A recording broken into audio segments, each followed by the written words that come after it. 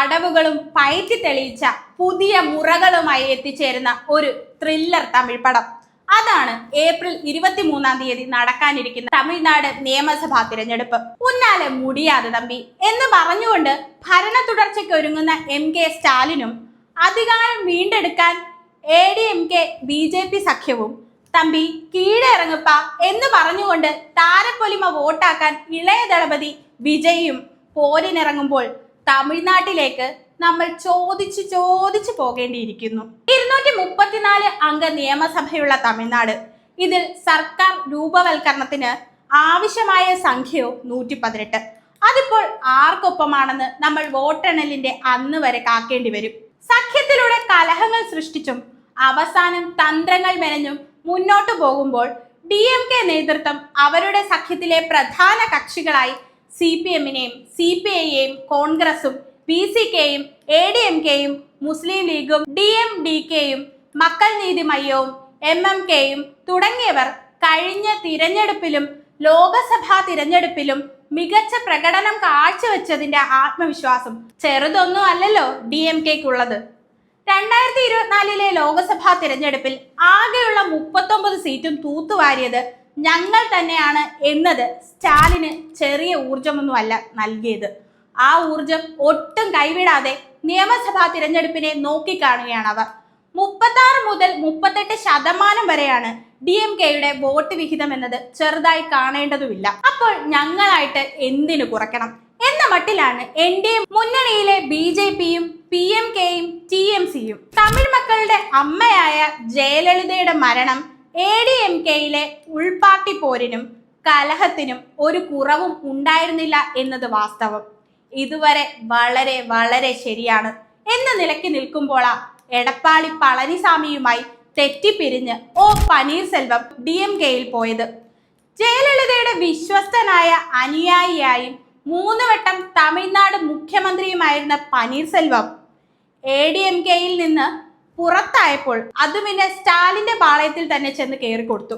ആഭ്യന്തര കലഹവും മുൻനിര നേതാക്കളുടെ കൊഴിഞ്ഞുപോക്കും ADMKക്ക് ഉണ്ടെങ്കിലും 30 മുതൽ 33% വരെ വോട്ട് വിഹിതമുണ്ടെന്ന് കണക്കാക്കപ്പെടുന്നുണ്ട്. കൊഴിഞ്ഞുപോക്ക് സഖ്യത്തിൽ ക്ഷീണമുണ്ടാക്കുന്നുണ്ടെങ്കിലും അമ്മയുടെ പാർട്ടിയോട് തമിഴ് മക്കൾക്കുള്ള വൈകാരിക അടുപ്പം തുണയായേക്കുമെന്നാണ് വിലയിരുത്തപ്പെടുന്നത്. വിശ്വാസം അതല്ലേ എല്ലാം. പടിഞ്ഞാറൻ തമിഴ്നാട്, വടക്കൻ തമിഴ്നാടിന്റെ ചില ഭാഗങ്ങൾ, കൊങ്ങനാട് തുടങ്ങിയിടങ്ങളിൽ പാർട്ടി ഇപ്പോഴും ശക്തമാണ്. എന്നാൽ കരുണാനിധിക്കൊത്ത എതിരാളിയായി ജയലളിതയെ പോലൊരു നേതാവ് ഇന്ന് ADMKക്ക് ഇല്ല. അതാണ് അവരുടെ പോരായ്മയും. ജയലളിതയുടെ മരണം ആ പാർട്ടിയെ അനാഥമാക്കി കളഞ്ഞെന്ന് പറയാം. പിൽക്കാലത്ത് ഒപ്പം ചേർന്ന BJPക്കും തമിഴ്നാടിന്റെ രാഷ്ട്രീയ ഭൂമികയിലേക്ക് ആഴത്തിൽ വേരോടിക്കാനായിട്ടില്ല. എന്നാൽ നില മെച്ചപ്പെടുത്താനുള്ള അശ്രാന്ത പരിശ്രമത്തിലാണ് BJP. തിരുമ്പി വന്നിട്ടെന്ന് സൊല്ലടാ. താരതിളക്കം വോട്ടാക്കുന്ന വിജയ് അണ്ണൻ സ്വന്തമായി രൂപവൽക്കരിച്ച പാർട്ടിയുമായി രാഷ്ട്രീയത്തിൽ പയറ്റാനൊരുങ്ങുകയാണ്. തമിഴ് വെട്രി കഴകം TVK എന്ന പേരുള്ള പാർട്ടിയുമായി രംഗത്തിറങ്ങുക മാത്രമല്ല, ഭരണകക്ഷിയായ DMKക്കെതിരെ അതിരൂക്ഷ വിമർശനങ്ങൾ പൊതുയോഗങ്ങളിലെല്ലാം വിജയ് ഉയർത്തുന്നുമുണ്ട്. തമിഴ് രാഷ്ട്രീയം താരങ്ങൾക്ക് വളക്കൂറുള്ള ഇടമാണ്. MGRും ജയലളിതയും തുടങ്ങി വിജയകാന്ത്, ഖുശ്ബു, കമലഹാസൻ അങ്ങനെ രാഷ്ട്രീയത്തിലിറങ്ങി തിളങ്ങിയ നിരവധി അഭിനേതാക്കൾ ഉണ്ടായിരുന്ന തമിഴകത്ത് പട്ടികയിലെ നിലവിലെ അവസാന പേരുകാരനാണ് വിജയ്. അഭിനയത്തോട് വിട പറഞ്ഞ് മുഴുവൻ സമയവും രാഷ്ട്രീയക്കാരനാകുമെന്ന് വിജയ് പ്രഖ്യാപിച്ചു കഴിഞ്ഞു. അധികാരത്തിലെത്തുമെന്ന് ഉറപ്പിക്കും വിധത്തിലാണ് പൊതുവേദിയിലെ അദ്ദേഹത്തിന്റെ വാക്കുകൾ. സ്ക്രീനിലെ സൂപ്പർ നായകനും അദ്ദേഹത്തിന്റെ പാർട്ടിക്കും രാഷ്ട്രീയത്തിൽ എങ്ങനെ പെർഫോം ചെയ്യാനാകുമെന്ന് ഈ തിരഞ്ഞെടുപ്പ് വിലയിരുത്തും.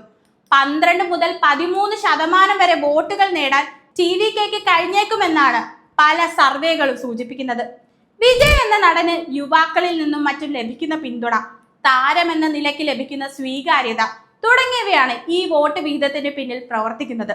അതേസമയം കരൂരിൽ പാർട്ടി പരിപാടിക്കിടെ തിക്കും തിരക്കും ഉണ്ടായതിനെ തുടർന്ന് 41 പേർ കൊല്ലപ്പെട്ടതും 100-ലേറെ പേർക്ക് പരിക്കേറ്റതും വിവാഹമോചനവുമായി ബന്ധപ്പെട്ട വിവാദവും വിജയ്ക്കും TVKക്കും തിരിച്ചടിയാകുമോ എന്നതും അറിയേണ്ടതുണ്ട്. ADMKയുടെ ശക്തനായ നേതാവായിരുന്ന സെങ്കോട്ടയ്യൻ മാസങ്ങൾക്ക് മുൻപ് TVKയിൽ എത്തിയത്. 234 മണ്ഡലങ്ങളിലും പാർട്ടി മത്സരിക്കുമെന്ന് TVK ഉന്നതതല സമിതി ചീഫ് കോർഡിനേറ്റർ KA സെങ്കോട്ടയ്യൻ അറിയിച്ചിട്ടുമുണ്ട്. ഇതിനിടയിലേക്കാണ് പുതിയ പാർട്ടിയുമായി അമ്മയുടെ തോഴി ശശികലയുടെ വരവ്. അധികാര തർക്കത്തിന് പിന്നാലെ ADMKയിൽ നിന്ന് പുറത്തായ ശശികല സ്വന്തം നിലയ്ക്ക് രൂപവൽക്കരിച്ച പാർട്ടിയാണ് ഓൾ ഇന്ത്യ പുലച്ചി തലൈവർ മക്കൾ മുന്നേറ്റ കഴകം. സ്വന്തം നിലയ്ക്ക് രൂപവൽക്കരിക്കുന്ന പാർട്ടിക്ക് എത്ര കണ്ട് വോട്ട് സമാഹരിക്കാനാകുമെന്ന് കണ്ടറിയണം. പ്രചാരണ കൊഴുപ്പും വാഗ്ദാന പെരുമയും ഒട്ടും പുതുതല്ല തമിഴ്നാടിന്.